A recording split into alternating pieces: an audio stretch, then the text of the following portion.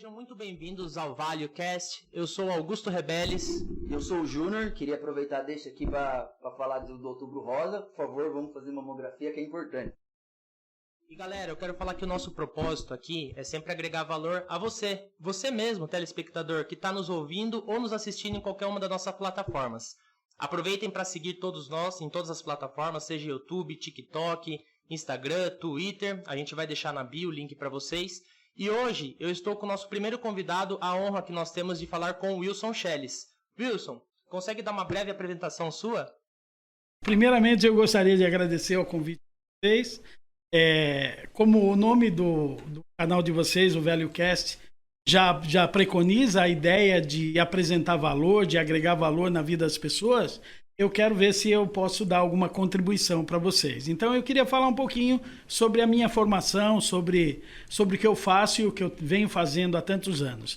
Eu sou professor de inglês desde 1986, de modo informal em 86, mas em 88 eu passei a ser um professor efetivamente em escolas regulares. Já passei por diversas bandeiras como professor de cursinho, no Objetivo, no Ângulo, no Etapa, em diversos cursinhos, mas também já trabalhei nessas escolas de cursos livres de conversação como IASE, CCAA, eu não sei se a gente pode mencionar o nome dessas instituições educacionais, mas a minha formação é de letras, eu sempre fui professor de inglês, tive algumas outras atividades paralelas, mas basicamente trabalhei a vida toda com inglês. Tive alguma experiência no exterior, morando nos Estados Unidos por um determinado período de tempo, também na Inglaterra, e recentemente eu tive uma experiência de trabalhar na Estônia durante 6 meses. Então foi um negócio bastante interessante. O fato de eu trabalhar com a língua inglesa há tantos anos me fez acompanhar toda a evolução do ensino da língua inglesa, e eu acho que a forma que eu aprendi é muito diferente da forma com que se aprende hoje. Então eu tenho percebido a utilização da tecnologia em sala de aula, ou mesmo nas aulas à distância, que é um dos segmentos que eu estou trabalhando bastante ultimamente, que tem acelerado o processo de aprendizagem das pessoas. Então, é muito importante que a gente perceba essa evolução e, a partir daí, a gente comece a conquistar novos espaços. Tá? E aí eu estou à disposição de vocês. Legal, professor. Antes de mais nada, eu quero deixar claro aqui que nosso primeiro patrocinador, que é o Workoff, nós vamos deixar aqui o QR Code deles para entrar em contato direto com a Denise pelo WhatsApp. E quem entrar em contato falando que foi indicação nossa ou que viu o nosso vídeo, ganha um day use. Então vocês podem aí ganhar um dia gratuito aqui no Workoff, né? Muito bom. Você deveria ser o cara do merchan, Ju. Você tá com cabelo rosa, você deveria fazer o merchan aqui do lugar. Eu não consigo falar essas palavras bonitas. E, assim, independente do nervosismo, por ser o nosso primeiro podcast, eu creio que a gente consiga agregar não só na nossa vida, mas na vida de todos que estão nos assistindo e nos acompanhando em qualquer plataforma que for. E eu vou passar aqui pro Ju para começar a primeira pergunta pro professor. Bom, então vamos lá ao que interessa, né? Conversamos bastante, mas aí o chicote estrala agora, né? Então vamos lá, professor. Primeiramente, por que o inglês é importante? Bom, é uma coisa fácil de perceber isso, Júnior, porque a língua inglesa ela é muito presente na vida de todas as pessoas em todos os níveis. Até porque a gente, como eu havia falado no início dessa entrevista, a questão da presença da tecnologia, muito da tecnologia que se nos apresenta, ela traz conteúdo em inglês. Tá? E a gente percebe o seguinte, não só o conceito da globalização, dessa integração que existe pelo mundo todo, mas o inglês ele se torna presente nos meios científicos, no ensino, em todos os lugares o inglês se faz presente. Então é necessário realmente se conhecer uma segunda língua, e como nós temos muita influência da língua inglesa, é importante que a gente fale inglês. Tá bem? Muito bom. E deixa eu perguntar para você, lógico, você falou que você é professor desde 1986. Desde 86. Já foi antes de eu nascer, acho que antes da maioria. Não chamando o senhor de velho, tá, professor? Mas, tá bem. Vivido. Mas tem uma boa bagagem de experiência, e essa próxima pergunta eu acho que pode agregar bastante para nós entendermos a visão sua com a experiência que você teve ao longo desses anos. Você conseguiria falar um pouco sobre o método de aprendizagem que você utiliza ou que você crê que seja um dos melhores hoje para os alunos? Perfeito. É bastante importante, Guto, a gente lembrar do seguinte. 2 aspectos aí que são muito interessantes. Entendemos o que é método e o que é metodologia. Tá? Então, o que vem evoluindo ao longo do tempo, que eu disse para vocês que eu comecei há muito tempo atrás e que se aprendia de uma forma diferente antigamente, nos dias de hoje a gente percebe que a metodologia vem mudando e, consequentemente, o método acaba acompanhando. Então, vocês entendam que metodologia é o estudo do método. Então, você estuda o método pensando no foco. O foco é o aprendente, é aquele que vai estudar, que vai conhecer a língua. Então, a gente precisa perceber que metodologia é a preparação para desenvolvimento dos métodos. E os métodos atuais, eles se recorrem muito dessas tecnologias para que haja uma aceleração da aprendizagem. Porque todo mundo tem um senso de urgência muito grande nos dias de hoje. Nós vivemos na vida pós-moderna e nesse pós-modernismo todo mundo tem aquela vontade de querer as coisas para ontem. Então é muito importante que a gente perceba isso, porque a escassez de tempo que existe para que as pessoas possam se dedicar a uma coisa tão importante que leva tanto tempo para aprender, mas faz com que essas tecnologias sejam ferramentas importantes para a aceleração da aprendizagem. Então, vamos falar assim, hoje o método mais aplicado em qualquer lugar do mundo para aprender idiomas é chamado de abordagem comunicativa, que em inglês a gente chama de Communicative Approach. A abordagem comunicativa ela parte do pressuposto que você tem que trazer o aprendente, o estudante daquela língua para a realidade do inglês e levar o inglês para a realidade dele, entendeu, Júnior? Sim. Então, acontece muito daquela coisa assim, você trazer exemplos de aulas, de conversação que seja com um determinado aluno. Se você não tornar aquilo real para ele sentir realmente que aquilo tem alguma usabilidade, ele vai com certeza desanimar. E ele não vai memorizar as coisas. Eu costumo falar assim, que a abordagem comunicativa, ela explora os nossos 5 sentidos. Porque as palavras já dizem isso, ó, os 5 sentidos são as formas de nós sentirmos. Então lembrem, ó, tato, olfato, paladar, visão e audição. Vocês já devem ter ouvido que a maioria dos métodos de ensino de idiomas estão relacionados a audiovisual. Porque a gente ouve e a gente vê. Então a gente aprende muito mais vendo e ouvindo do que sentindo gosto, do que tocando ou do que cheirando. Mas todos esses nossos 5 sentidos nos fazem sentir. E quando a gente sente, a gente não esquece mais. Vocês já devem ter ouvido até aquele tipo de brincadeira assim que as pessoas falam, quem bate esquece, mas quem apanha, não é verdade? Não esquece nunca. Por que isso acontece? Porque mexe com a emoção das pessoas. Se mexe com a emoção, faz sentido para ela. E se faz sentido, ela nunca mais esquece. Nós temos uma memória, uma parte sensorial que vai registrar essas informações e não vai esquecer nunca mais. Uma coisa, um acidente trágico, alguma coisa muito prazerosa que a pessoa experimentou na vida, ela não vai se esquecer mais. Então a abordagem comunicativa é isso, é trazer o aluno para o mundo do inglês e levar o inglês para o mundo dele, fazer com que aquilo se torne uma realidade.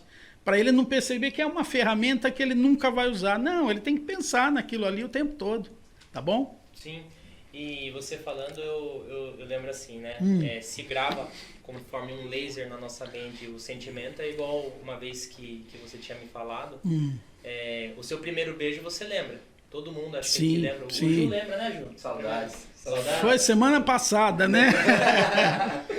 Mas o segundo beijo pra frente é muito provável que você não lembre, porque não gravou com tanta firmeza na sua memória. Eu acho que trazer um ensinamento para essa pauta, que você faça com que o aluno sinta, antes mesmo dele tentar pensar que ele tem que aprender, eu acho que ele aprende por si só.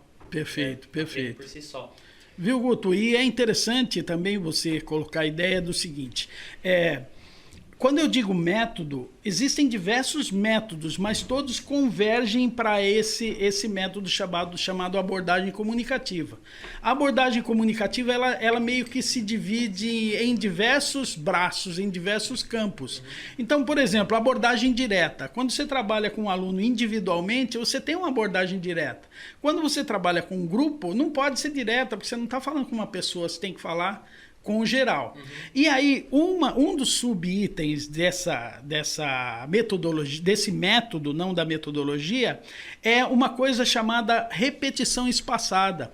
Talvez vocês já tenham ouvido falar disso. A repetição espaçada é uma das grandes estratégias de método de memorização para todas as coisas. Olha que legal. Você vai simplesmente passar uma informação da memória de curto prazo, que é aquela que você esquece com a maior facilidade, para a memória de longo prazo, que é aquela que não vai se apagar nunca. Entendeu? Então, às vezes a gente passa muito tempo tentando se lembrar de uma determinada coisa, mas a gente não deu importância para aquela coisa num dado momento, então ela não passou para essa memória de longo prazo. E para ela gravar, como você falou, como um laser, né? Como se fosse uma gravação para nunca mais esquecer, tem que haver esse processo. Então, entendam assim, método parte da ideia de processos. Então, a repetição espaçada é um dos processos. Outra coisa que é bastante interessante na forma de aprender idiomas é que as pessoas precisam ouvir e repetir para ouvir aquilo que elas estão falando. E vocês podem perceber que o nosso aparelho fonador, ele começa aqui dentro. É um órgão interno, ele parte nos pulmões, é ar se deslocando aqui pela traqueia, sai pelo nariz, pela boca e até pelos ouvidos. Então, mesmo que a gente tampe as narinas, tampe os ouvidos e fale alguma coisa, a gente vai ouvir, entendeu? Os sons vão aparecer, mas sons internos. Então, se a gente reconhece esse som interno, a gente passa imediatamente a ter mais facilidade de repetir aqueles sons. Legal, professor. Outra coisa também que eu esqueci aqui de falar, é para seguirem aqui no QR Code, vai estar para entrar em contato direto com o professor Wilson, quem quiser saber mais um pouco sobre a atividade dele, ter aulas de inglês, né? Totalmente personalizadas para vocês, pessoal, porque ele não segue livro, que é o que todo mundo, a maioria tem bastante No raiva. books at all. No books at all.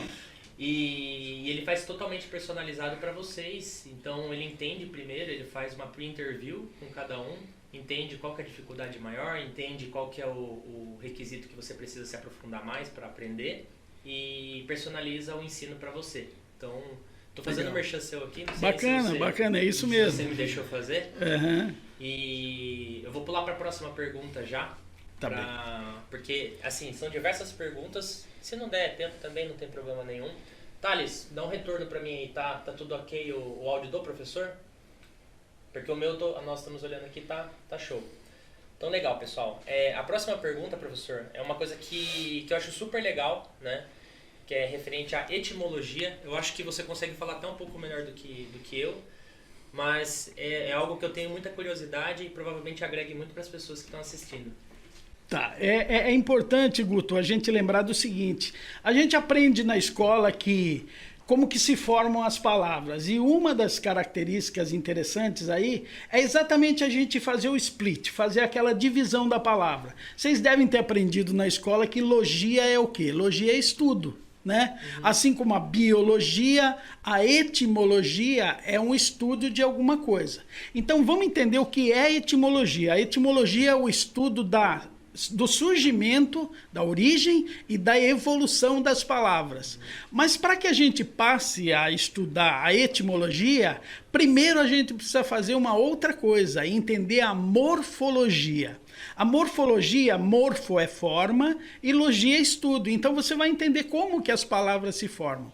Aí olha que legal, uma característica da língua inglesa que favorece a nós brasileiros para falar a língua inglesa é o fato da língua ser formada por afixação. O que é isso? Parece uma coisa complicada, mas não é. É prefixo, raiz e sufixo. Eu vou dar um exemplo prático para vocês vão entender bem isso. Se eu digo a palavra comfort, por exemplo, é uma palavra que soa meio familiar, ela parece-se com a palavra conforto, não é verdade? Se eu acrescento um sufixo able, que é aquele able, que significa ser capaz de, se é capaz de confortar ou de oferecer conforto, virou confortável. Então você já percebe na palavra uma estrutura fácil de reconhecer. Se você coloca um prefixo nessa palavra, aquele UN, que é o an, vira uma palavra inversa. Então, assim como nós temos no português real e irreal, tá? Confortável, desconfortável. No inglês é comfortable e uncomfortable. Então, esse tipo de formação nos favorece. Então, antes da gente estudar a etimologia, que é a origem e evolução histórica da palavra, a gente deve reconhecer a morfologia. Lembrem, morfo é forma, logia é o estudo. Mas aí a gente fica pensando assim, tá, mas eu não vou ser professor de inglês, eu quero só conhecer a língua, eu só quero ser capaz de me comunicar. Mas se você aprende a detectar nas palavras qual é a raiz dela, qual é a terminação e qual é o padrão que se repete no prefixo, então imediatamente você vai criar novas palavras. Você internaliza o processo com muito mais facilidade. Então aí o seu vocabulário que você pensava que era de 500, 600 palavras, de repente é de 2.000, porque você reconhece a estrutura, entendeu? Sim. Então esse processo também é bastante importante, Guto. Você sabe dizer para nós se o inglês ele tem alguma participação do latim ou ele, da onde que ele começou? Já que etimologia é o estudo da língua em si? Assim, Guto, a etimologia, ela na verdade, ela não é só o estudo da língua, né? Ela é o estudo da palavra em si, então é da formação da palavra. Mas a língua inglesa, ela sempre teve influências externas. Então, por exemplo, existem muitas palavras que derivam do latim, que foi uma língua muito forte no mundo, que essas palavras do latim que influenciaram o inglês. E por força do destino, a nossa língua portuguesa é uma língua neolatina. Então a gente tem na base do latim, o grego e o tupi-guarani aqui no Brasil, mas a gente tem muitas palavras em inglês parecidas com o português. Então fica mais fácil para nós. E uma característica e um detalhe bastante interessante, né, é que quando você está no exterior, você está na Inglaterra ou nos Estados Unidos, no Canadá, ou em qualquer país de língua inglesa, quando você se apodera desse latinismo da língua inglesa, usando expressões latinas, parece que você é um cara erudito, tem uma linguagem rebuscada, mais ou menos semelhante ao que acontece com os advogados, sabe, Júnior? Então, às vezes você vê um advogado falar, ele fala data venia, ele está usando o latim, ele está só te pedindo desculpas. Entendeu? Data venia, caro colega. Então, a gente fala excuse me, né? Então, I'm sorry, coisas assim. Mas quando você usa lá fora esses latinismos, você acaba sendo mais respeitado, lógico que por pessoas mais eruditas também, pessoas mais letradas, né? O povão é povão em qualquer lugar do mundo, todo mundo fala. Foi mal é aqui, foi mal é lá também, exatamente. Você pode falar foi mal no Japão, é a mesma coisa, né? Então é a ideia de que língua e linguagem, elas caminham separadas. A gente precisa se lembrar também desse fator. A língua estudada depende de uma gramática normativa, então ela é cheia de regras. Mas a língua oral, que é o vernáculo, esse é livre. Eu falo, mando uma mensagem, vocês entendem? Perfeito.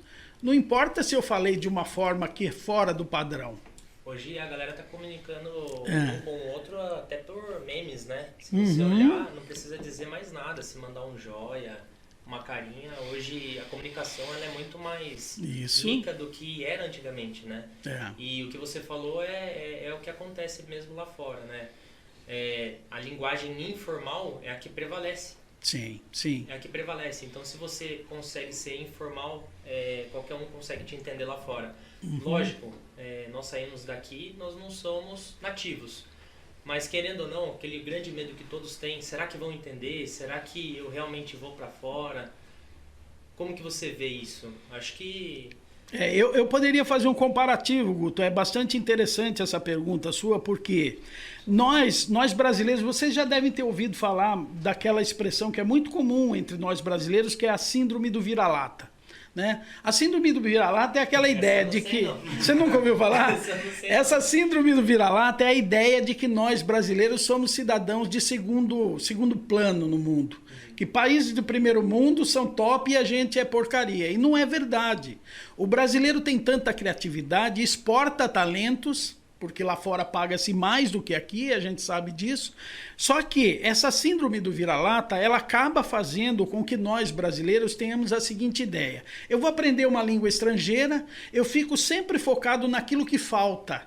Eu fico sempre pensando assim, nossa, o professor falou que existe mais de 30 mil verbos em inglês, eu só sei 100. Como é que eu vou aprender o resto da língua? Não pode pensar assim. Imagine um estrangeiro. Vocês já devem ter tido a oportunidade de conhecer algum estrangeiro vindo ao Brasil. Se ele aprende meia dúzia de palavras, ele repete tantas vezes essa meia dúzia de palavras que ele se orgulha disso. Ele tem o maior orgulho de falar muito obrigado. E ele fica repetindo. Olha uma mulher, você é bonita. Ele fica repetindo. Gostosa, e a gente acha graça. Né? Exato. Bombom, carnaval. É bem isso mesmo. Então o que acontece é que nós precisamos olhar para a língua estrangeira de uma forma diferente. Olhar com menos preconceito linguístico, porque a gente acreditando na nossa capacidade de aprender e aprendendo cada dia um pouco, em pequenos passos você chega muito longe. Sim. Tem que dar o primeiro, tem que começar a caminhar, não é verdade? Então é bastante interessante essa pergunta sua, porque lembra muito isso. A gente tem que deixar de olhar para o que falta e ter muito orgulho daquilo que a gente adquiriu. Sabe aquela coisa de comemorar com o soquinho no ar assim? Cada coisa que você conquista, por menor que seja, porque lá na frente, se você não conquistou o que você queria, de tanto dar soquinho no ar, você vai estar com o músculo aqui, o bíceps vai estar desse tamanho já.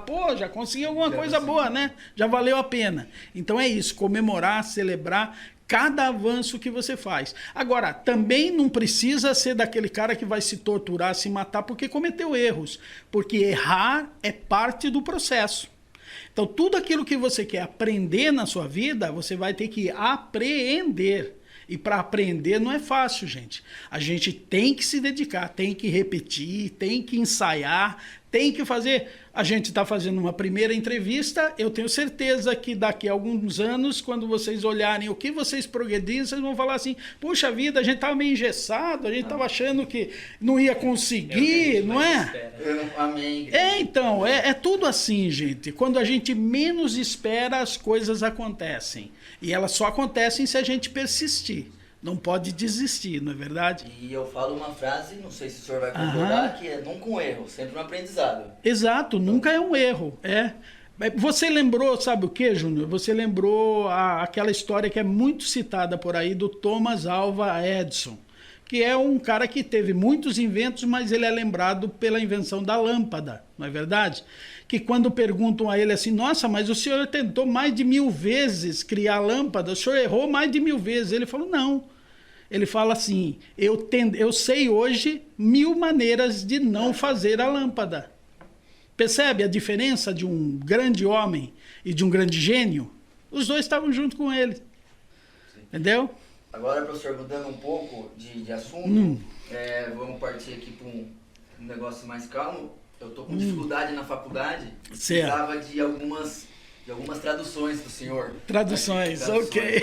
Então aqui, e a nota, eu preciso muito dessa nota. Meu Deus. Então, por favor, fale em inglês para mim a palavra mequetrefe. Mequetrefe, meu Deus do céu. Eu diria que essa palavra mequetrefe é característica única da língua portuguesa, né?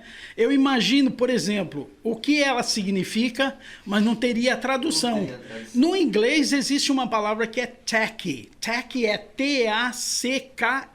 Tacky é uma coisa merda mesmo, uma coisa mequetrefe, uma coisa ruim. Fala assim, porra, aquele carro é um mequetrefe, aquele cara é um mequetrefe. Tudo que é coisa que não presta é mequetrefe, então é tacky. E a gente pode enfatizar ainda, falar totally tacky. Mas são várias. Vamos lá. O professor sabe que você não dá uma, você dá uma lista de exercícios. Vamos lá. Hoje é o dia de devolver o castigo, né? Quinquilharia. Quinquilharia, puxa vida, também é uma palavra que existe na língua inglesa, não da mesma forma, mas poderia ser utilizada, porque é interessante isso, né? Tradução, existe um termo da língua italiana chamada traduttore traditore. O tradutor é um traidor. Então é bem interessante isso. E parte do princípio, Júnior, de que todo tradutor coloca um pouco de si na tradução.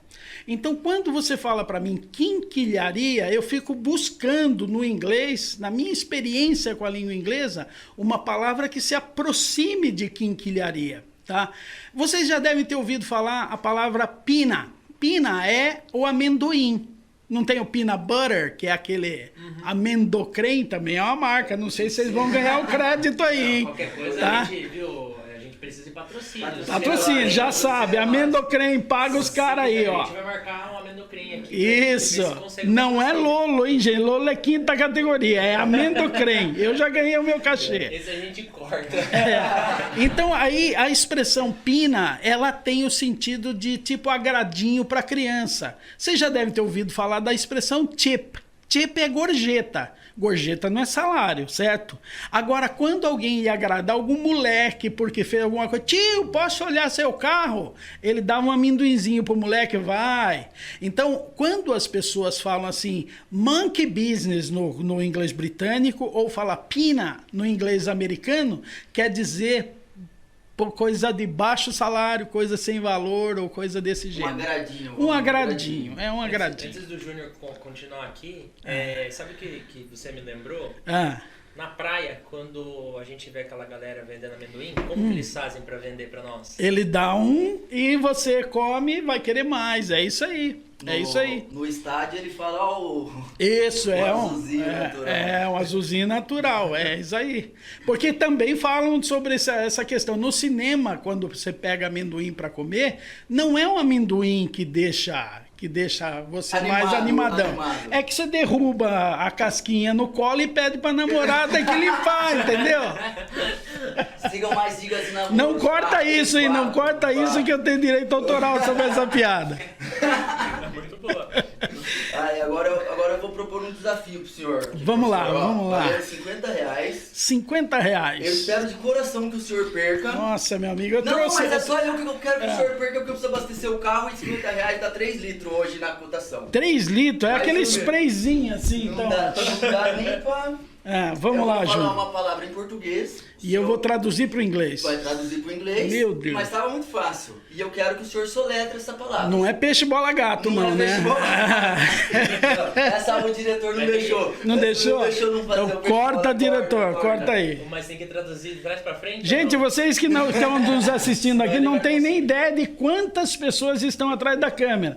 Aqui entre maquiador, que vocês perceberam que eu estou maquiado aqui, deve ter umas 30. Vamos lá. Eu tô suando, preciso de um pouco de recalque. Vamos lá, Júnior. O que a gente Você faz? vai traduzir e vai soletrar. Simples. Soletrar, então tá vou bom. dar um exemplo rosa. Eu tô de olho no seu 50. Deixa ele aqui, pelo amor de Deus, eu só tenho esse. Tá bom.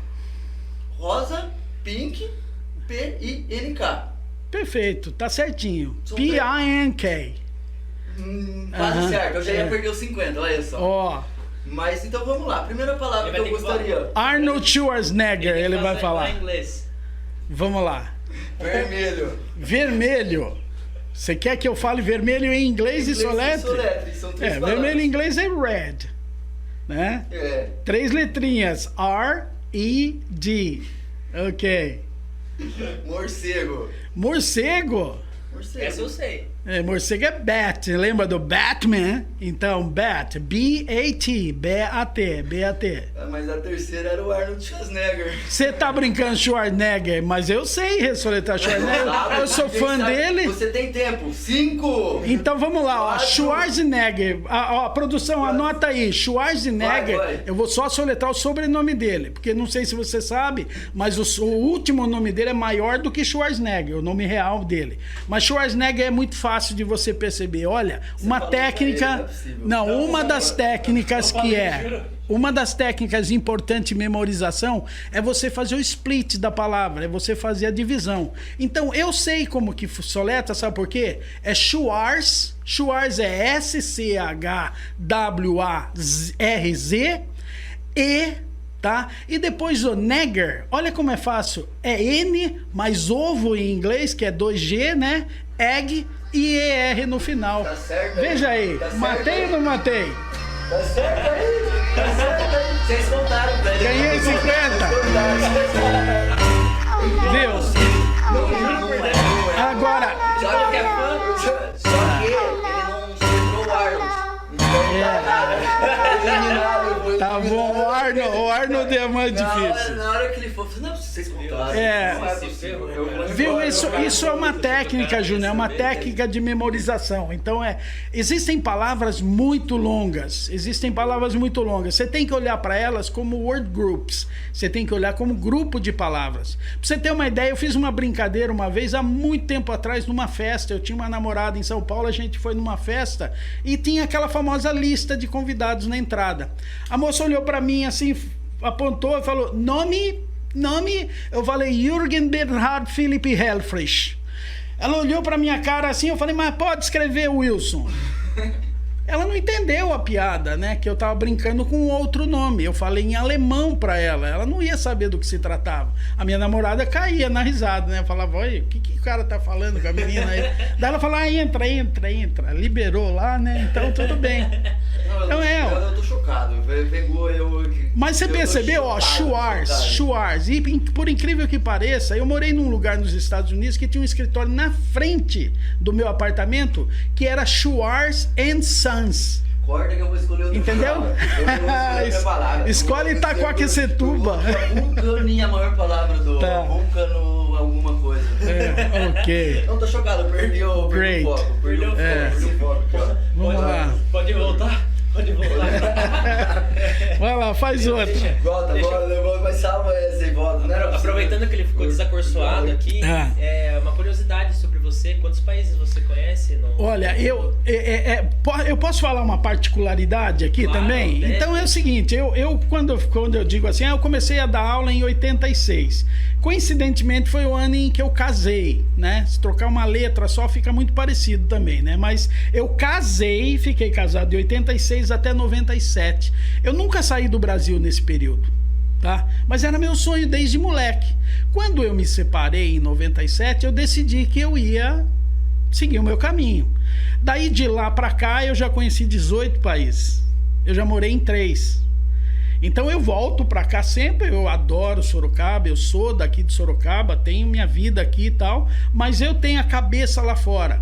E eu acho assim, o Guto já teve a experiência de estudar no Canadá um tempo e tal, e é interessante o que acontece na nossa mente depois que a gente passa por um processo de internacionalização. Depois que você vai conhecer um outro país lá fora, principalmente país de primeiro mundo, tá?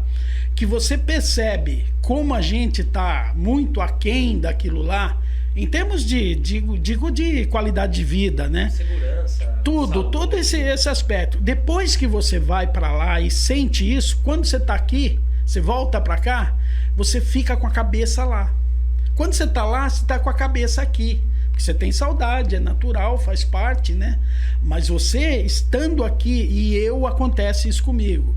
Eu o tempo todo, eu tenho amigos ainda no exterior, então eu converso com eles, mas a minha cabeça tá lá e o corpo tá aqui.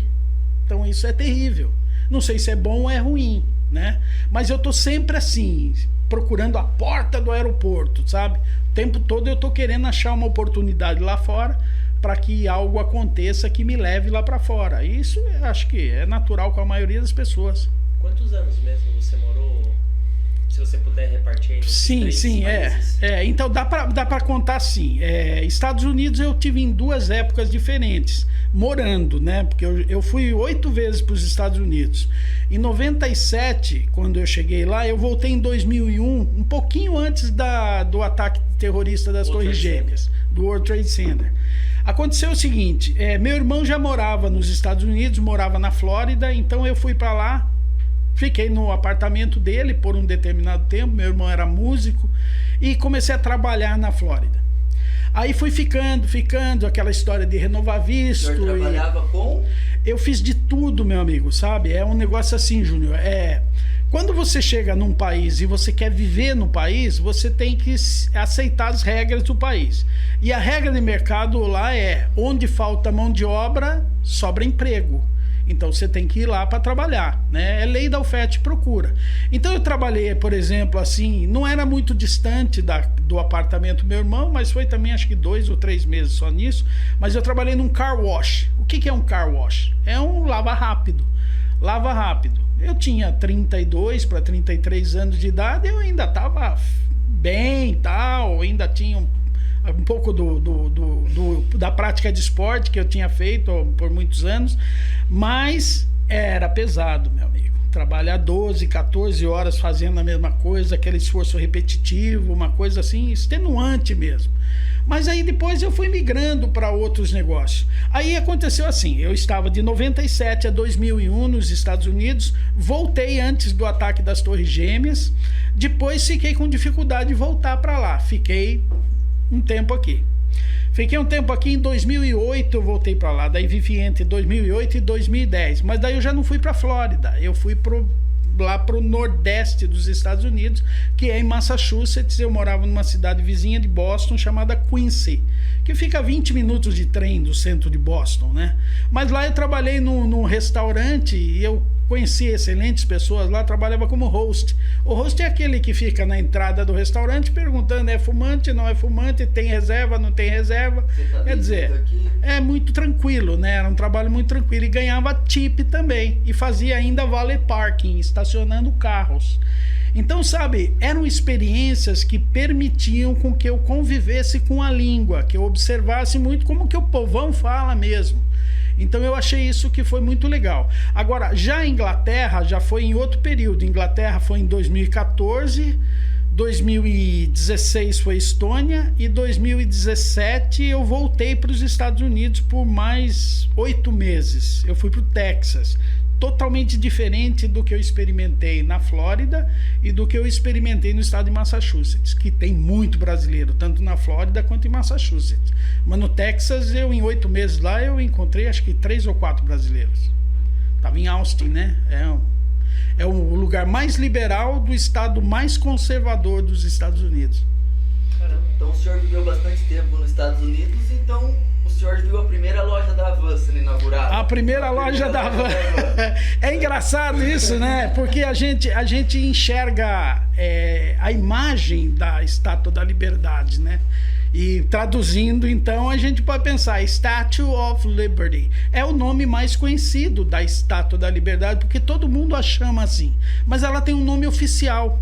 O nome oficial da Estátua da Liberdade é Liberty Enlightening the World, que quer dizer o quê? A liberdade iluminando o mundo.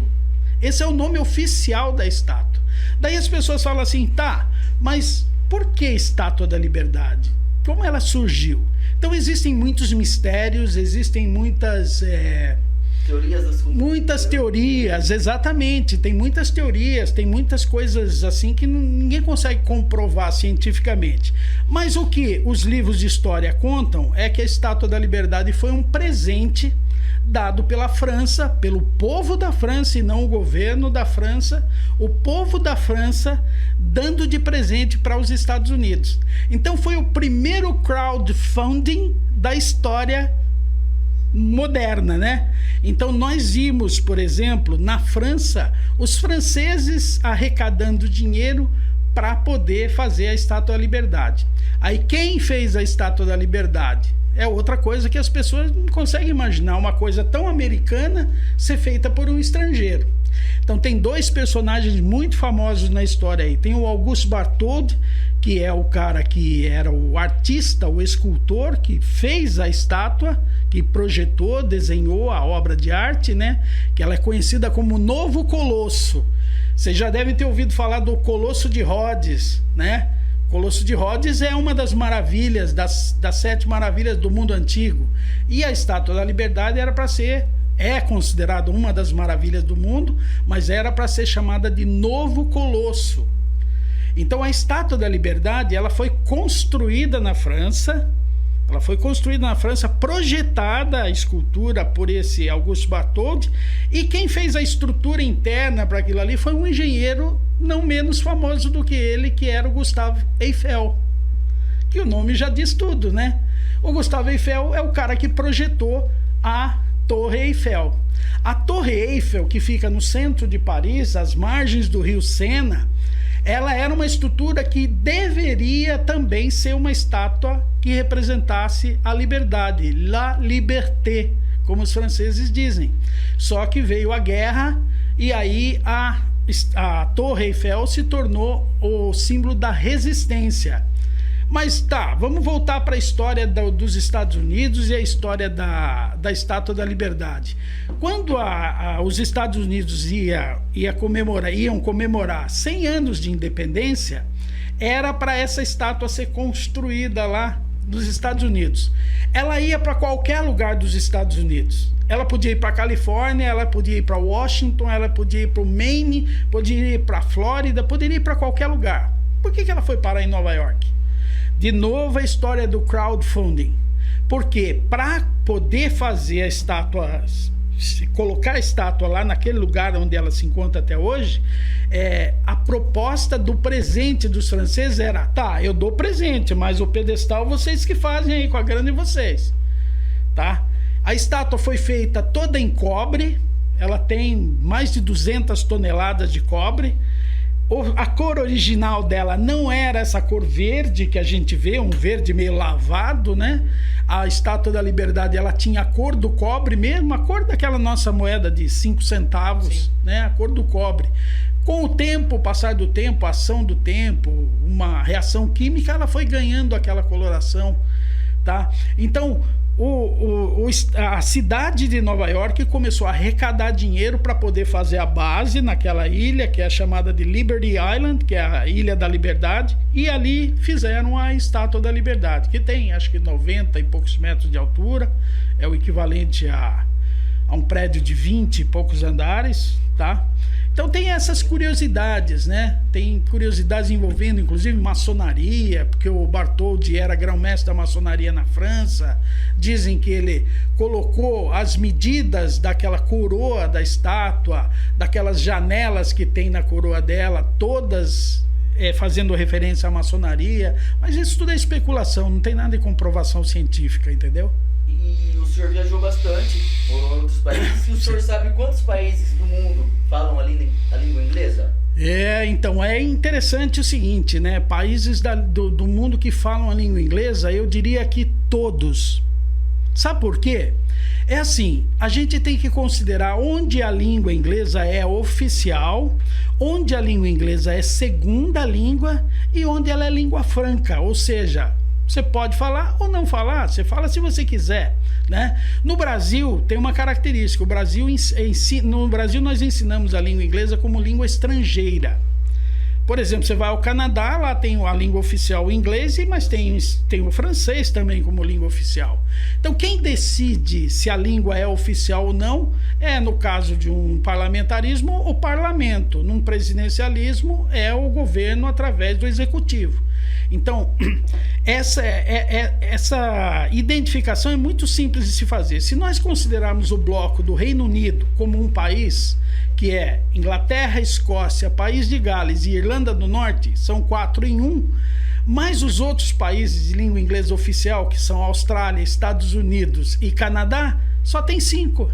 Então, em 5 países do mundo, o inglês é língua oficial. Nos outros, eles são chamados de de língua-lei, ou seja, é como se fosse assim, determinado pela lei que se fala inglês, mas não é língua oficial. E aí a soma desses 54 países mais 24 territórios dá em torno de dá o quê? 70, 80 países. Seriam 80 países que têm o uso da língua inglesa como uma língua comum, tá? Mas oficialmente mesmo são somente 5, tá? Outra pergunta do senhor, já que o senhor é professor e tem o seu próprio método e metodologia de ensino, o que o senhor, como professor, mudaria no sistema de educação brasileira, como um todo? Então isso é engraçado, por exemplo, assim, Júnior, eu sendo professor, eu acho que assim, o professor, ele quando ele ensina, ele aprende, né? Ele aprende muito. E como eu sou um professor particular, eu aprendo com cada aluno.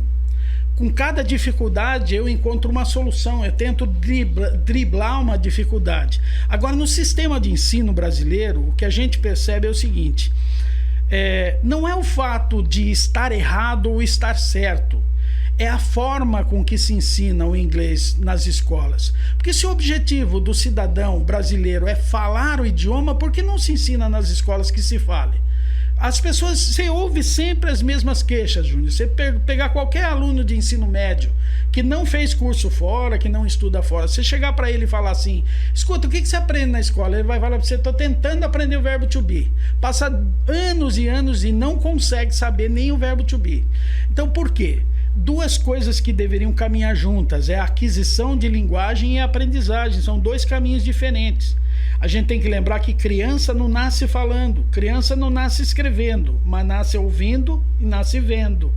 Então ele imita os pais, ele imita todo mundo que está à sua volta, ele imita os coleguinhas. E olha, é uma experiência que eu percebi uma vez na piscina de um condomínio lá nos Estados Unidos. Tinham crianças de diversas nacionalidades diferentes, brincando, cada uma falava a sua própria língua e elas estavam se entendendo. Então, o que faz a gente se comunicar é mais a expressão corporal do que propriamente as palavras. É mais o tom de voz do que a palavra em si. Porque eu posso falar, eu te amo, querendo dizer que te odeio. Então, é muito comum a gente ter esse tipo de problema de conviver com a língua real, com aquilo que deveria mesmo ser implantado nas escolas, fazer com que o jovem tenha mais contato com a língua para brincar, para falar. Por que existe prova nas escolas? Prova é a coisa mais absurda que pode existir.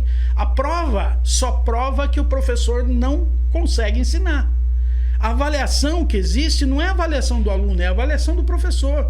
Mas os professores, eu comentei com você antes da nossa entrevista, que eu costumo chamar de professauros ou professauras, né? Porque ficaram na era jurássica. Não entram na vibe da molecada para fazer com que eles aprendam do jeito que eles querem aprender. Eles querem falar, eles querem cantar, eles querem brincar. Entendeu? Jogar um game, entendeu? Jogar um game. Pô, você vê criança aprendendo outra língua só jogando videogame. Por quê? Porque aquilo é empolgante. O mundo virtual é muito mais atraente do que o mundo no banco da escola, Júnior. Entendeu? Então, talvez mudar isso. É um tema bastante complexo, é claro. Implantar isso seria uma dificuldade muito grande e envolveria muita tecnologia, muito dinheiro, política. E outros casos que não vêm ao caso. Exato. Então vamos para mais uma dinâmica, bem mais de boa, essa é um pouco mais séria, mais para conhecer mais ainda o... Vocês estão me surpreendendo com essas dinâmicas, né? Eu preciso que o senhor defina com uma palavra. Tá. Tudo com uma palavra. Covid-19. Covid-19, desinformação. Ou você quer a palavra em inglês? Não, é em português mesmo, mas agora okay. é mais... Desinformação, eu diria. Deixa eu pedir, faz as duas. Se quiser, eu explico. Você pode fazer as duas, Ok, desinformação em inglês é misinformation. Misinformation. Pode explicar brevemente, pode... Ok, por quê? Porque há um desencontro entre o que é ciência, e isso é meu ponto de vista, eu quero deixar claro. Eu não vou defender tratamento precoce ou ejaculação precoce, nada disso. Não me interessa nada disso. Interessa o quê? Interessa é que as pessoas, não tendo informação, elas ficam perdidas. E aí eu sempre, como professor, eu tenho que me perguntar, a quem interessa essa desinformação? Sabe aquele princípio do dividir para governar? Então, parece que essa coisa assim de polarização não é tanto polarização, é desinformação. Porque se a esquerda tivesse muito bem informada e a direita tivesse bem informada, debateriam ideias, não ficariam debatendo pessoas. Então, o que está acontecendo, que a gente vê, principalmente no Brasil, tá? Mas não é muito diferente em outros países do mundo. Eu acompanho notícias de vários lugares do mundo e eu percebo exatamente isso, que eles querem deixar a gente no escuro. Porque é muito mais fácil você oferecer uma solução quando você não sabe qual é o problema. Então você acredita na tal ciência. A partir do que momento ciência? Que a gente tem um povo desprovido de conhecimento, a gente tem mais poder. Sim, sim. É isso mesmo. Vamos lá. Qual é a próxima? O que eu preciso para ser feliz? Para ser feliz, sorrir. Sorrir, sabe por quê? O sorriso, ele é como um magneto, é como um imã, né? Sorrir, smile, smile. O tempo todo você sorrir. Porque quando você sorri, você se carrega de energia. Não adianta você ser infeliz. Quando você acorda de manhã, você tem que olhar para o espelho e agradecer a Deus que te criou e te fez o cara que você é. E as pessoas vão te amar por você se amar. Se você sorri, é sinal que você se ama. E se você se ama, você não deixa ninguém te tratar de forma menor. Entendeu? Então, como consequência disso, você está o tempo todo transmitindo a energia da felicidade, a energia de ser feliz, que é sorrir sempre. Pode não ter dentes, mas sorria. O sorriso não tem nada a ver com dentes. Se tem dentes, melhor ainda. Perdão. Vamos lá. Até me emocionei. Ok. O inglês na minha vida é? Na minha ou na sua? Na sua. Ah, na minha vida? Na sua, é. Ó, eu colocaria com uma palavrinha de 4 letras apenas. É tudo. Tudo, simplesmente tudo. Eu tenho a impressão de que eu nasci para isso. Porque quando eu era garoto, o meu pai ele falava um pouco de francês, porque meu pai era descendente de francês. Mas eu nunca aprendi francês na minha vida. E eu era muito garoto, assim, eu ficava curioso. Sabe aquele moleque pegajoso que tinha namoradinha na escola e chorava porque ouvia musiquinha no rádio em inglês? Não entendia nada que estavam falando, mas chorava. Mas é o amor da vida. Aí um belo dia eu falava assim, caramba, mas o que esse cara tá falando que me faz chorar? Não era a letra, era a música, a melodia.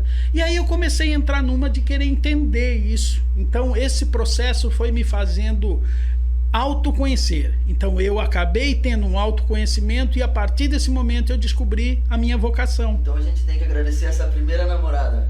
Eu não sei, porque na verdade eram 3, né?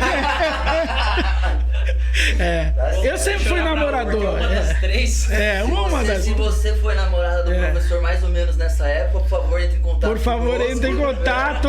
Mas ela não vai saber mandar e-mail, nada disso. Ela se atualizou, professor. Deve ser vó já, poxa vida. O neto dela, por favor, né? O neto dela, o bisneto da senhorinha aí, que foi minha namorada, que eu nem lembro qual foi.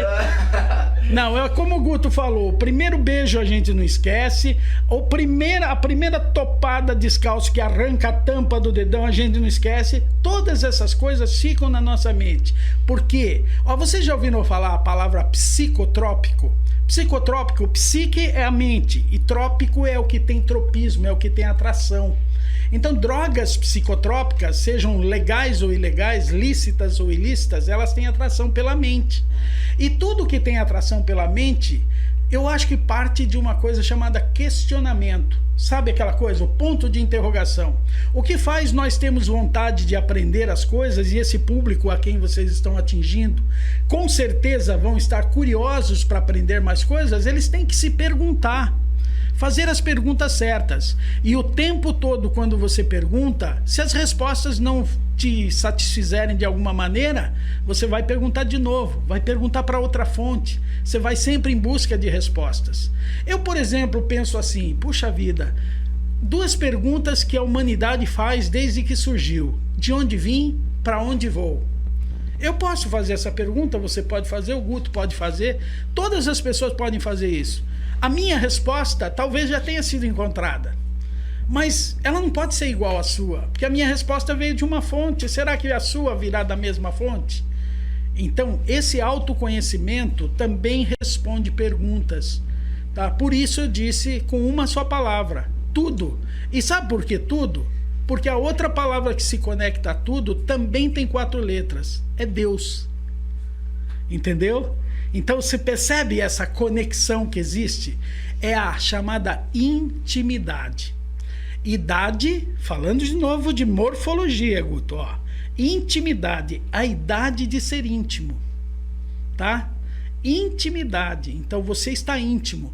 Quer coisa melhor do que ser íntimo de Deus, o Criador de todas as coisas? Não tem limite. Se você é o filho do cara, você vai se preocupar com o quê?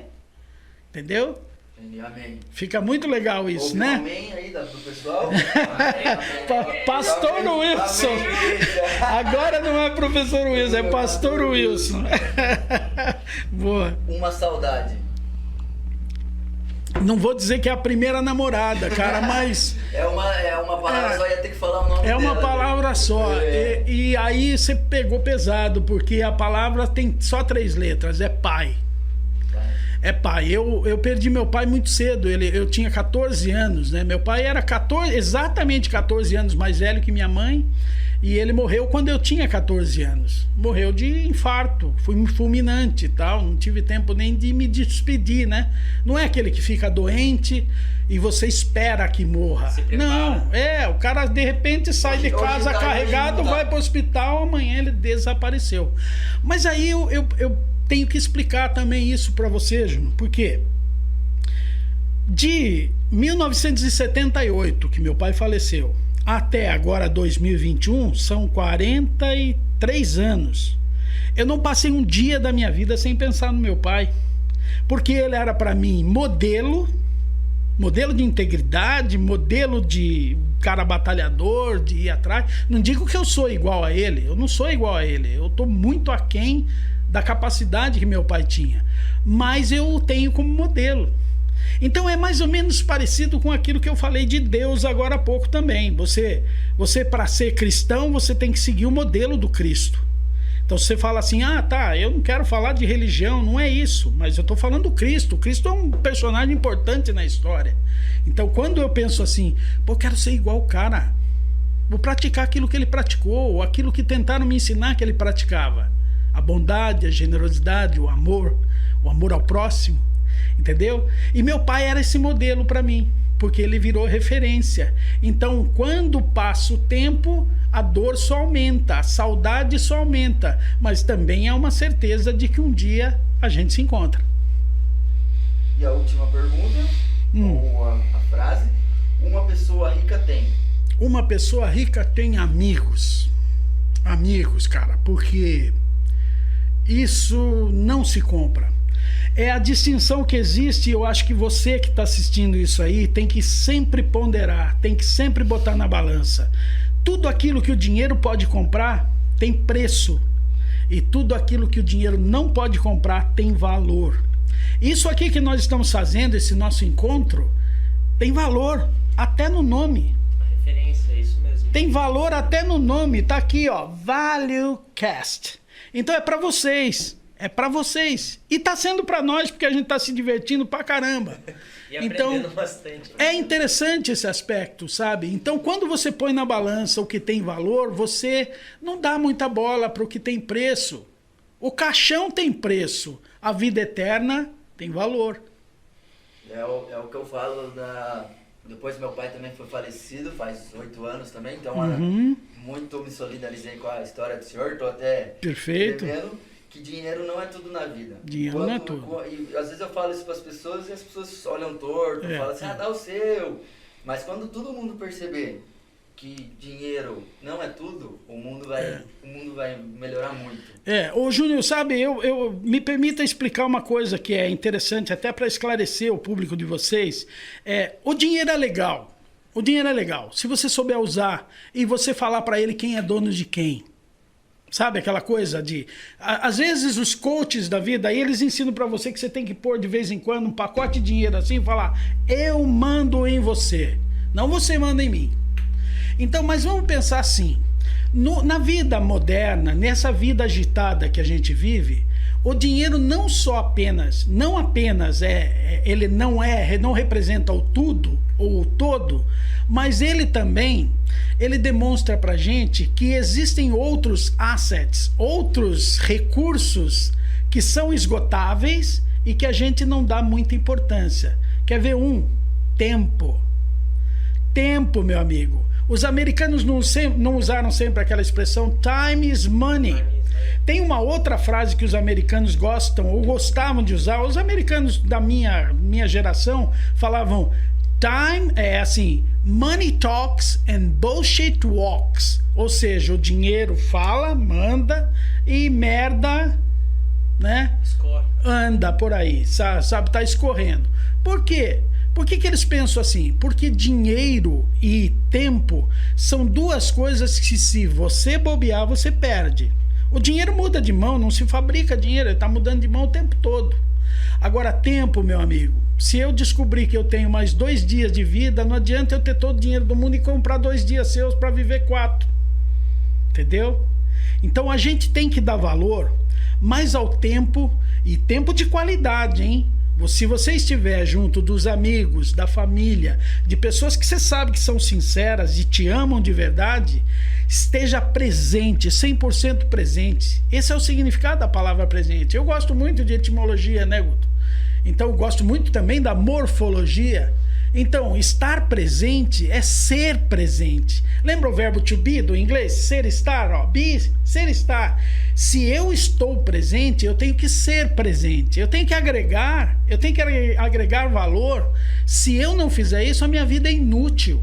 Não faz nada, não tem nada de bom, né? Beleza? Beleza.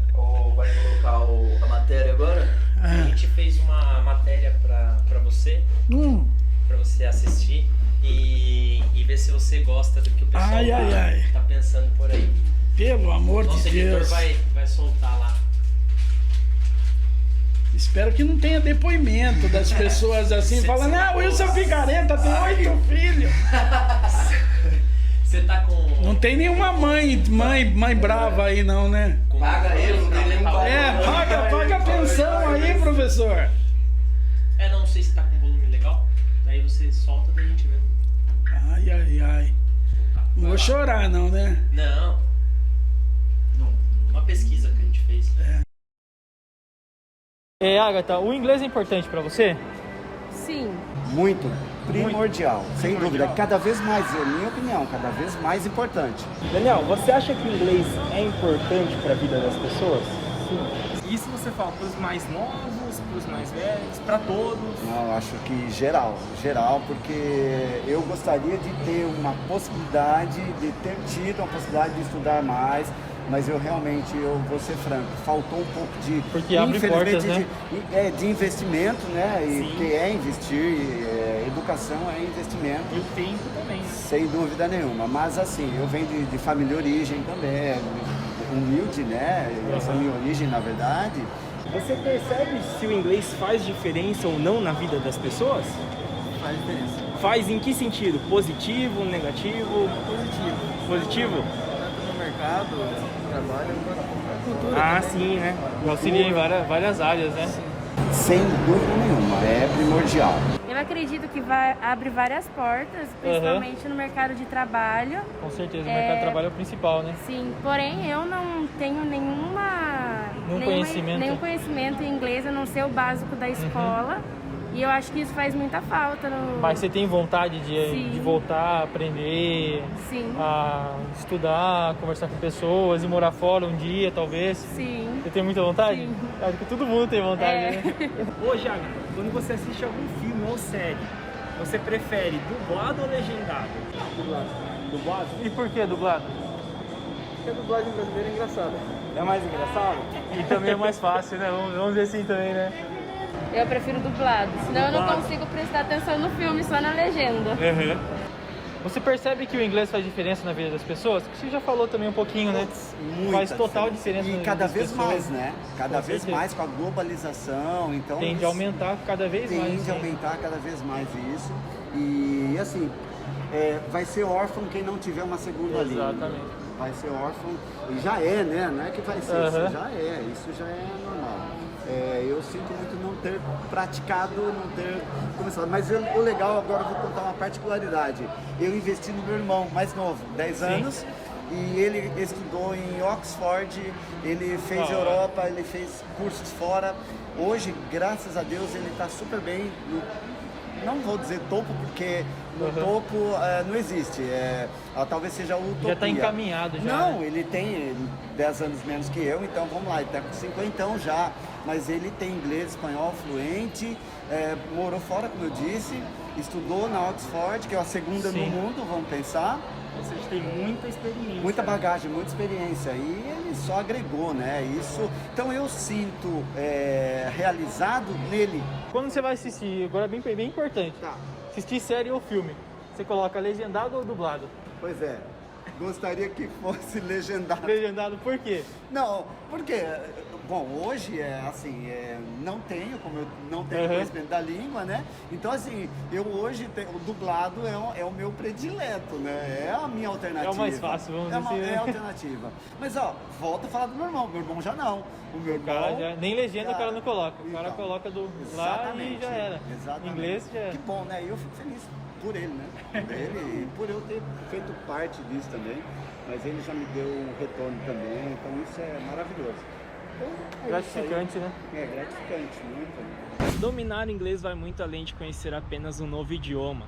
Falar o inglês te permite ultrapassar as barreiras geográficas, de forma que você pode conhecer diversas nações e inúmeras culturas novas. Atualmente, o número de pessoas não nativas que falam inglês é maior do que das pessoas nativas que já nascem falando inglês no seu país de origem. Verdade ou mito, professor? Que atualmente o inglês é a língua dos céus, mas como assim?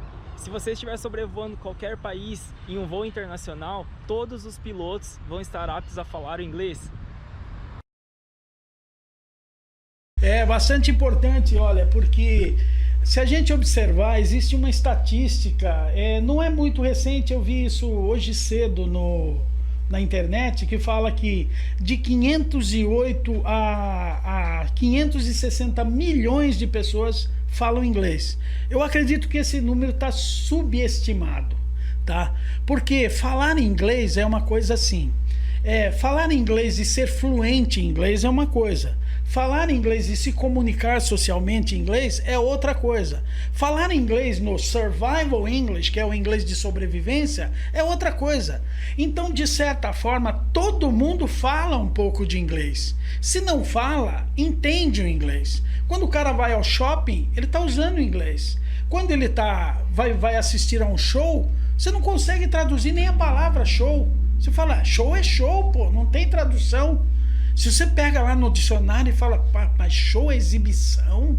Você fala, eu vou a uma exibição de rock. Que isso? Não existe. Você vai ser fora do planeta. Então, o inglês, ele está presente na vida das pessoas e ele vai passando por um processo de internalização. A digestão é demorada, porque, por exemplo, nós temos dificuldade de absorver, porque a gente tem outros afazeres, a gente tem trabalho tal, e que não lida com o inglês o tempo todo, então a dificuldade surge em função do tempo em que a gente se expõe à língua. Mas se essa exposição for constante, veja aí o que está pulverizando no país inteiro, as escolas bilíngues, que custam uma fortuna para a maioria dos pais que tem grana para investir. Por que o Estado não transforma as escolas em escolas bilíngues? Capacita professores. Eu daria aula como voluntário se a escola estadual do meu bairro aqui falasse assim, não, nós vamos virar bilíngue. Eu daria aula como voluntário, estou falando sério. Mas se eu entrar com um projeto desse, vai ter algum político que vai se utilizar disso para se promover e eu vou virar um escravo do sistema. Então, sabe, é um negócio assim que vai acontecer, é uma tendência. A língua inglesa não é a língua mais falada do mundo e é por uma questão também de estatística, de número. O mandarim, a língua chinesa, é a língua mais falada do mundo por causa da grande população da China, mas a língua inglesa é a língua mais falada do mundo por falantes de nacionalidade diferente. Agora, uma coisa que talvez vocês nunca tenham ouvido falar, existem quase 7.000 línguas no mundo. Como que o inglês pode ser tão importante assim? É a questão do domínio, sabe aquela coisa do imperialismo yankee? As pessoas falam de imperialismo e não sabem do que estão falando. A mesma língua do imperialista que dominou a Índia por mais de 50 anos, a libertou. Por quê? Na Índia se falava mais de 500 dialetos. Os povos de um bairro não conseguiam se comunicar com o outro. A partir do momento que o dominador chegou e impôs a língua inglesa, todo mundo começou a falar a mesma língua e falar assim, tá vendo aquele filho da mãe daquele rei lá? Vamos decapitar o cara. Aconteceu a mesma coisa em Hong Kong. Hong Kong é uma potência, uma ilhota que não tem nada, só tem pedra lá, meu amigo. Não tem nada naquele lugar, não tem petróleo, não tem nada. É uma potência econômica. Por quê? A Inglaterra dominou aquilo lá e hoje todo mundo fala inglês. Professor, por que o senhor acha que... Qual que é o motivo da maioria dos entrevistados, ou todos, preferir assistir as coisas dubladas? Se tem alguma questão social por trás, qual que é o... É assim, Júnior, existe uma coisa muito interessante que são os canais de comunicação, que é aquilo que eu estava falando sobre os sentidos. Se você assistir um filme com legenda, você não está assistindo o filme, você está lendo a legenda. Você está entendendo? Então é a mesma coisa que ler um livro. Use a sua imaginação e lê um livro. Você está ali lendo a legenda, você perde detalhes importantes do filme. Se você tirar a legenda, assiste um filme estrangeiro, pode ser em qualquer idioma, meu amigo. Pode ser em chinês, alemão, francês, seja lá o que for. Se assiste o filme sem legenda alguma, eu tenho certeza que a maior parte do que rolou ali você entendeu. Talvez você não tenha entendido as palavras, mas entendeu o que aconteceu. Então isso é importante a gente ter esse discernimento. Porque uma coisa é você assistir e ler ao mesmo tempo, não dá. Então ou você presta atenção numa coisa ou você presta atenção na outra. Não viu o exemplo do Schwarzenegger? Por que eu sei do Schwarzenegger? Porque eu mentalizei, memorizei isso. O Guto me avisou que você ia perguntar, né? Então... Ele falou... Você me dá 50 reais. O Guto falou assim, não, Isão, quer ganhar 50? Faça um tonto. Quer ver um tonto perder 50 reais? Tá gravado aí, ó. Eu fui tão humilhado. Entendeu? Então são os canais da comunicação. Quer assistir um filme? Quer entender o filme? Assista, nem que sejam 10 vezes, mas assista na língua original. Se você quer ler legenda, leia a legenda em inglês, porque daí você está treinando o ouvido. Se você quiser praticar mais além ainda, você faz uma das coisas, um dos métodos que é muito utilizado hoje em dia, que é chamado de shadowing. Shadowing, a palavra shadow significa sombra, Júnior. Então você segue a palavra como se você fosse um sol iluminando a palavra. Então a palavra está andando e você está repetindo atrás. Um pouquinho de delay, um pouquinho de atraso, mas está repetindo. Tudo que você está ouvindo está repetindo. Isso é uma forma de treinar ritmo. E o nosso mundo, o nosso universo é formado de ritmo. Nós nascemos com o ritmo do tum-tum. Acelerou, virou escola de samba. Tum-tum, tum-tum, tum-tum. É a batida do coração que determina o ritmo das coisas. Ou inclusive o ritmo da fala. Quanto mais bombeia sangue, mais o pulmão faz assim, ó. Entendeu? Então nós precisamos aprender o ritmo da fala. Tá? Se você aprende o ritmo da fala pelo modelo que você ouve, por aquilo que você vê, você repete. Quer ver? Eu vou dar um exemplo clássico que é muito legal nisso aí. Você deve ter aprendido a falar bom dia em inglês em algum momento da sua vida, certo? Você pode dizer para mim como que é bom dia em inglês? Good morning. Ok, então são duas palavras, você concorda comigo? Good e morning. E você afirma que isso significa bom dia, certo? Em qualquer lugar do mundo que você for, todo mundo vai dizer a mesma coisa. Good morning é bom dia. Vamos analisar. Guto, me ajuda aí. O que é good? Bom. E o que é morning? Manhã. Ué, o que aconteceu aí? Nós fomos traídos pelo mundo inteiro, Júnior. O mundo inteiro acha a mesma coisa que você acha, inclusive eu. Então uma coisa é como a língua é usada e o que ela significa. Ela significa o que você quiser. Good morning, traduzido, é bom manhã ou boa manhã. Mas good morning significa bom dia. Porque você já viu alguém de manhã falando para os outros, ó, boa manhã para você, à tarde eu quero que você se dane? Não, né? Entendeu? Você sabe também pronunciar boa tarde, não sabe? Como que é boa tarde? Deveria. Tenta aí, Guto. Boa tarde. Good afternoon. Good afternoon, também duas palavras. Você percebeu no ritmo que está dividido em dois blocos? Ó. Good, que era bom ou boa, agora é tarde, afternoon.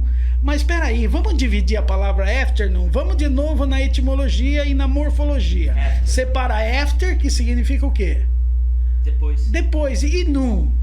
Você consegue imaginar? Sei. Meio-dia. Então, ó, se noon é meio-dia, afternoon tem uma lógica, é depois de meio-dia. Então nós estamos percebendo a lógica da língua. A lógica da língua é a coisa mais maravilhosa que existe.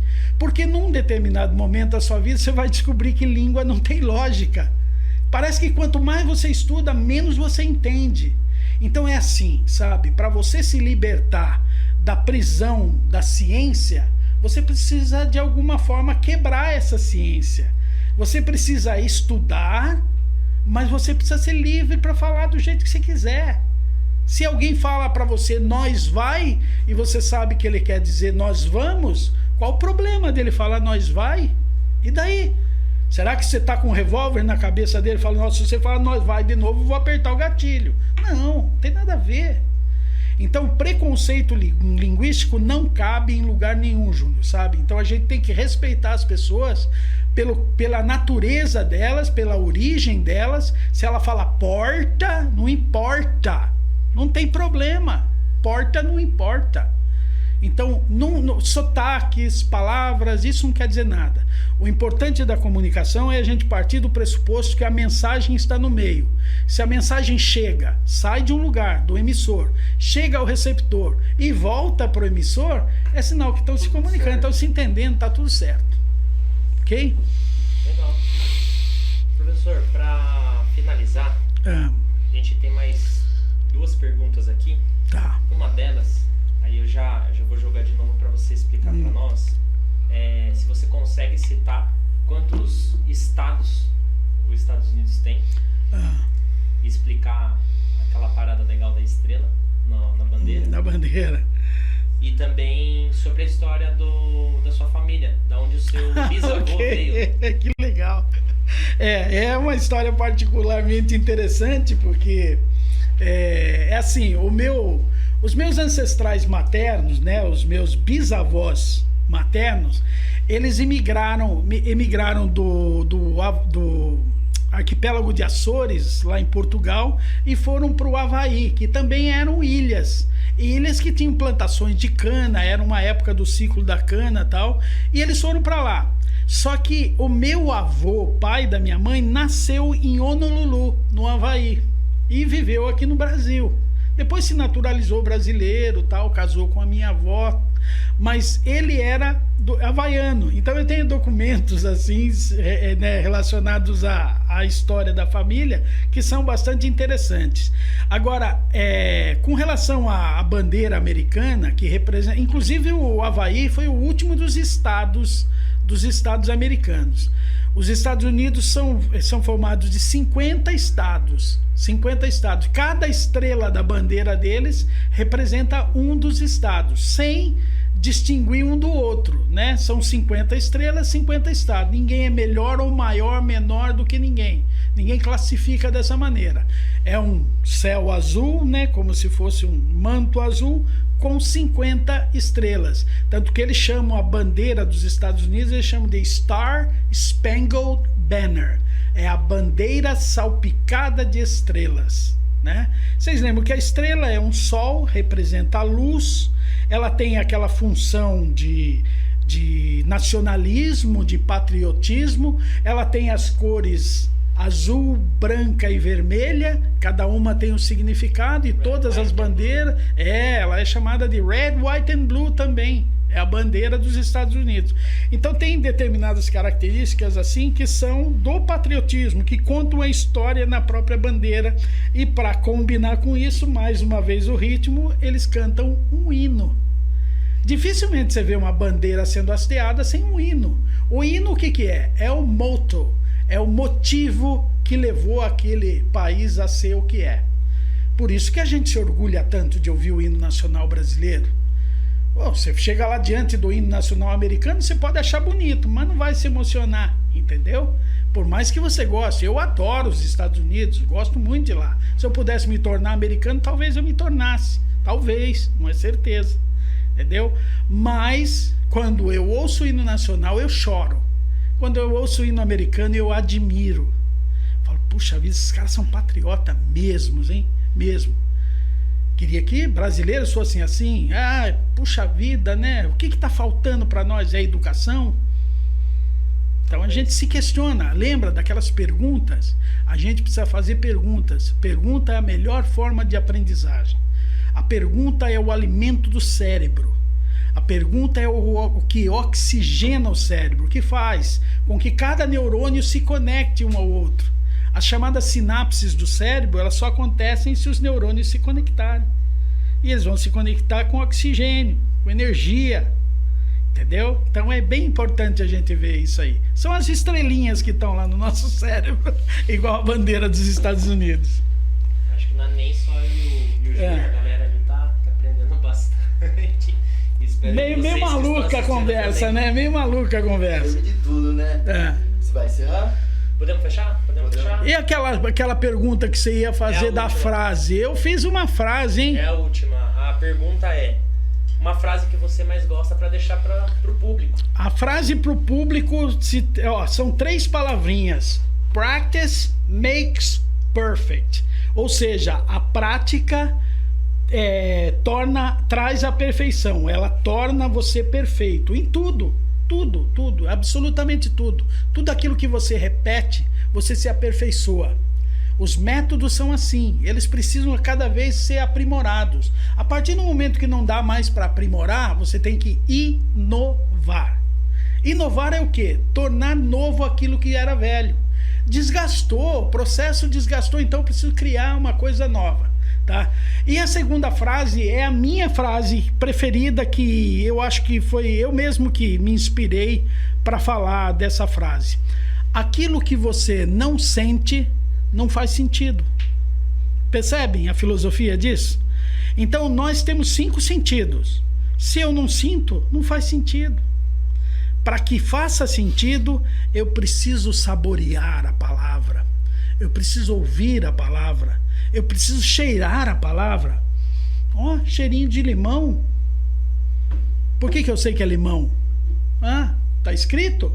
Não, nem tá escrito, eu inventei, né? Ah, eu vi um limão aqui, visual, olfativo, auditivo e o paladar. Não tem gosto de limão, gente, tem gosto de álcool em gel, pronto. Você sabe que tem gosto de álcool em gel? Você já comeu álcool em gel? Então, a gente parte de uma ideia, né, de uma referência. É isso aí, então se você não sente, não faz sentido. Eu acho que isso é o mais importante de tudo. Quanto tempo deu? 1h20. 1h20. Eu achei que eu não ia conseguir falar 20 minutos com vocês, hein? Eu trouxe uma frase aqui também, só que eu vou fazer o seguinte. Tá. Eu vou falar a frase e daí você explica o que você entende por ela. Acho que você gosta dessa frase. Vamos também. lá. Eu vou tentar, tá? Tem filosofia, eu gosto, hein? Como você é professor, eu sou um bom aluno também. Então a gente tenta. Vamos lá, vamos fazer um bate-bola. Just try ever. Just try ever. A frase é: Surely God would not have created such as being as man with an ability to grasp the infinite, to exist only for a One day. No. Man has made for immortality. É exatamente isso. Essa frase é de ninguém menos de que Abraham Lincoln. O Lincoln falou essa frase querendo dizer que o homem não foi criado com a capacidade de alcançar o infinito. Olha só, o homem com a capacidade de alcançar o infinito. Como que se alcança o infinito, se ele é infinito? Quer dizer que nós somos ilimitados. Então ele diz que Deus não teria criado um homem com a capacidade de alcançar o infinito para viver por apenas um dia. Que Deus criou o homem para a imortalidade. Então, com essa lição filosófica dessa frase do Lincoln, nós poderíamos refletir que todos nós estamos aqui de passagem. Essa vida que nós nos encontramos aqui é apenas um processo, é apenas uma parte de tudo. Então, Talvez a gente precise mais uma vez colocar aquele tal ponto de interrogação, Júnior. Sabe aquela coisa de fazer a pergunta certa na hora certa? Peraí, será que vale a pena eu desperdiçar a eternidade vivendo uma vida que eu sei que não vai me levar a lugar nenhum? Vai me levar só para coisa ruim? Não, se eu sou imortal, então eu tenho que viver com essa imortalidade aqui. Eu tenho que saber que eu vou responder depois por tudo aquilo que fiz aqui. É a mesma coisa que você sair da faculdade. Você terminou a faculdade, você vai exercer qual profissão? Aquela com a qual você estudou. Você não vai se formar engenheiro e vai trabalhar de, sei lá, de alguma outra coisa diferente. Né? Entrevistador do podcast. Aí, essa é uma habilidade legal. Por que eu trouxe essa frase? Eu acho que ela vai muito de encontro com um propósito. Então, é o que você falou. Imortal ninguém é, mas pelo que a gente faz a gente pode se tornar. Certo. Como o próprio Lincoln se tornou. Sim. Né? Ele já faleceu há muito tempo e a gente lembra dele até hoje. Então, ele é imortal pelos feitos dele. E é o que a gente sempre traz, né? Propósito, né? O propósito nosso hoje é, daqui a um tempo, ser imortais com tudo que a gente vem construindo e trazendo para vocês. Eu acho que o propósito da vida em si é exatamente descobrir qual é o propósito dela. Sim. A gente existe para descobrir o propósito da nossa existência. Quando a gente descobre, já é tarde demais? Talvez seja tarde ou cedo, Guto. É só um ponto de vista. Porque olha só como a filosofia contempla todas as situações. Eu vou dizer mais uma frase, né, para você refletir, que é: o que é um ponto de vista? É a vista de um ponto. Só isso e nada mais. Percebe? Sim. O que eu estou vendo não é o que você está vendo. Eu olho para baixo, eu vejo como que é o nome da moça que está lá na parte de baixo, a Denise, está trabalhando. Você a vê? Não. Mas eu descrevi ela para você, você sabe que ela está lá. Se ela tivesse saído de lá, você não estaria vendo. Sim. E você está de costas. Entendeu? Então aquilo que a gente vê pode ser a interpretação dos olhos de alguém. Então a gente tem que acreditar naquilo que a gente não vê, porque a gente confia em quem nos deu a informação. Isso é fé. Fé é assim. Fé não é acreditar no que se vê. Fé é acreditar no que se não vê ou que não se vê. Ok? Galera, é com essa frase que a gente termina o nosso primeiro podcast. Uma honra. Eu que agradeço. Obrigado. Nosso primeiro podcast. Obrigado. Agradecer também o Ju, né? E junto a todos os outros que estão por trás das câmeras, que vocês vão conhecer daqui um tempo. A gente sempre vai mudar e sempre trazer inovação dentro do nosso podcast. Então, pode ser que hoje esteja eu aqui entrevistando e o Ju. Outro dia é outro de nós. Então, a gente sempre vai trazer ideias diferentes, pessoas diferentes, para que consiga convergir com a ideia da grande maioria. Bacana. Eu queria agradecer primeiramente o professor. Obrigado, Ju. Isso. Queria mandar um beijo para minha mãe e um beijo para você, especialmente, Xuxa. Aí, pra Xuxa. Tchau, tchau, gente. Valeu, obrigado.